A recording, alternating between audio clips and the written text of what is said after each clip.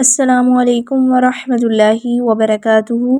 اللہ تعالیٰ سے دعا ہے کہ ہمیں صحت اور ایمان کی بہترین حالتوں میں رکھے اور ہم سے راضی ہو جائے، آمین یا رب العالمین۔ اعوذ باللہ من الشیطان الرجیم، بسم اللہ الرحمن الرحیم، رب اشرح لی صدری وَيَسِّرْ لِي أَمْرِي وَاحْلُلْ عُقْدَةً مِّن لِّسَانِي يَفْقَهُوا قَوْلِي رَبِّ زِدْنِی عِلْمًا، آمین۔ آج ہم ڈسکس کریں گے ادغام بلا غنہ یعنی ادغام بغیر غنہ کے۔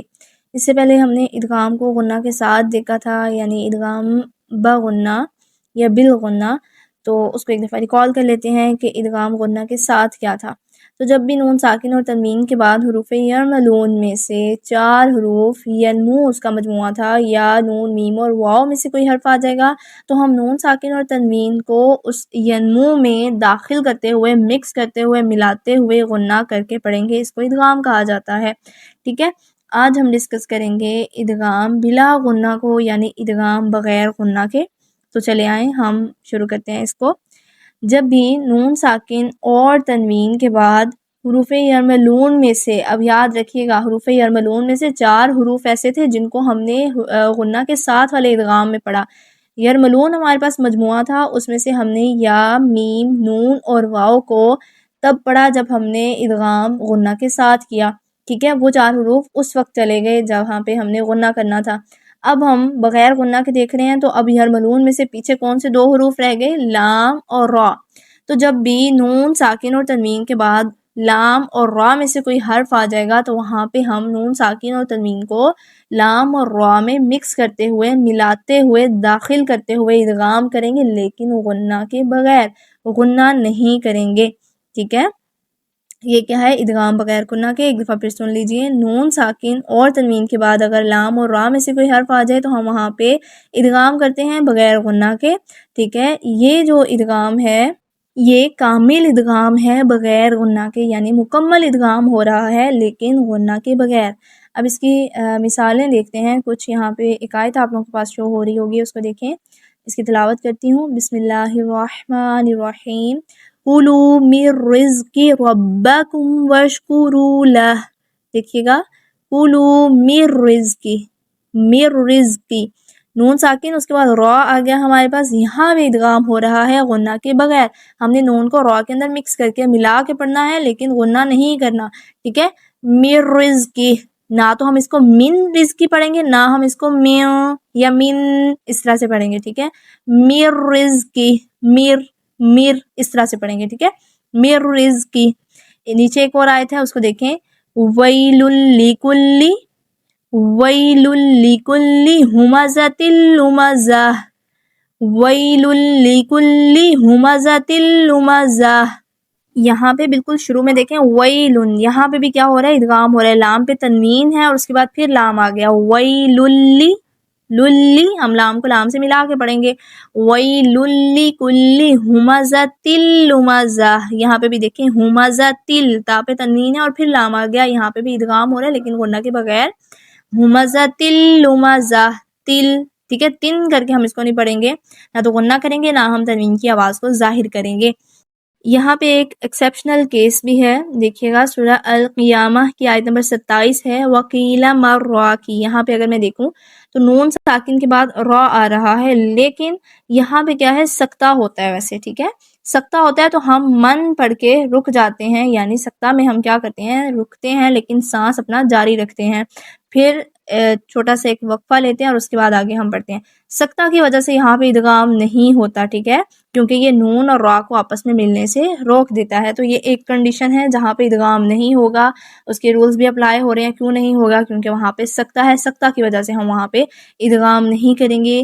یہ سورہ القیامہ کی آیت نمبر 27 میں ہے، ٹھیک ہے۔ اب چلتے ہیں اس کی مشق کی طرف، آپ لوگ اس کی پریکٹس کیجیے گا۔ شروع کرتے ہیں اس کو، بسم اللہ الرحمن الرحیم، دیکھیے گا، مِن رَبِّہِم، مِن رَبِّہِم، مِن رَبِّہِم، ٹھیک ہے۔ ہم نے نون کو را سے ملا دیا، ٹھیک ہے. نون کو ہم نہ تو ظاہر کریں گے، نہ یہاں پہ ہم غنہ کریں گے، نہ تو اس کو من ربہم پڑھیں گے، نہ ہم اس کو من غنہ کریں گے. نون کو را میں مکس کر کے پڑھ دیں گے مر ربہم، ٹھیک ہے. آگے دیکھیں مر ربکا، مر ربکا، اس میں بھی اسی طرح را مشدد ہے دونوں میں ہی، تو ہم مضبوطی کے ساتھ ادائیگی کریں گے، اور را میں تھوڑی سی تکرار ہوتی ہے. آگے دیکھیے، آگے ہمارے پاس ہے ملدنہ، ملدنہ. یہاں پہ ہم نے کیا پڑھا؟ مل کر کے پڑھا، نہ تو من کر کے پڑھا، نہ ہی ہم نے من کر کے پڑھا. ملدنہ، ملدنہ. آگے دیکھیے یکلہ، یکلہ، یکلہ. اس میں بھی ہم نے نون کو لام میں مکس کر دیا، ملا دیا. لام کا مخرج ہم واضح کریں گے، نون کا مخرج ہم واضح نہیں کریں گے.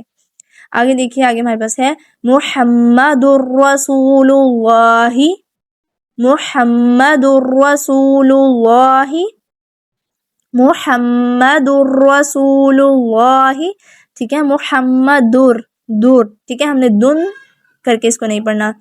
آگے دیکھیں، آگے ہمارے پاس ہے رؤوف الرحیم، رؤوف الرحیم، رؤوف الرحیم، ٹھیک ہے. فر کر کے پڑھیں گے اس کو، فن نہیں، ظاہر نہیں کریں گے اس کو، نہ تو ظاہر کریں گے نہ غنہ کریں گے. آگے دیکھیں، آگے ہمارے پاس ہے مصدق لما، مصدق لما، ٹھیک ہے. مصدق لما، دال بھی مشدد ہے، حروف کلکلہ میں سے مشدد ہے، تو جماعوں کے ساتھ ادا کریں گے. قاف کی تنوین کو ہم لام کے اندر مکس کر دیں گے. مصدق لما. آگے دیکھیے گا ویل لکل، ویل لکل، ٹھیک ہے. یہ ہم نے ابھی پیچھے اس کی مثال بھی دیکھی اسی آیا کی. آگے ایک دیکھیے اور لیکن لا، لیکن لا، لیکن لا، ٹھیک ہے. اس میں بھی ہم نون کو ظاہر نہیں کریں گے، نون کو لام میں ملا دیں گے، مکس کر دیں گے. یہ تھا ادغام بلا غنہ یا ادغام بغیر غنہ کے. ایک دفعہ اس کی ڈیفینیشن پھر دیکھ لیتے ہیں. نون ساکن یا تنوین کے بعد لام اور را میں سے کوئی حرف آ جائے گا تو ہم وہاں پہ ادغام کریں گے غنہ کے بغیر. ہم نون ساکن اور تنوین کو لام اور را میں ملا کے مکس کر کے پڑھیں گے، لیکن غنہ نہیں کریں گے. یہ تھا ادغام، ٹھیک ہے. امید کرتی ہوں آپ کو سمجھ آیا ہوگا. اگر کوئی آپ لوگوں کو بات سمجھ نہیں آئی تو آپ ہمیں بتا سکتے ہیں، ہم آپ کی کیوری انشاءاللہ سالو کریں گے. اگلے سبق تک دیجیے اجازت. اپنا بہت خیال رکھیے گا، ہمیں دعاؤں میں یاد رکھیے گا. دعا پڑھ لیتے ہیں اختتام کی. ربنا تقبل منا انك انت السميع العليم وتب علينا انك انت التواب الرحيم. السلام علیکم ورحمۃ اللہ وبرکاتہ.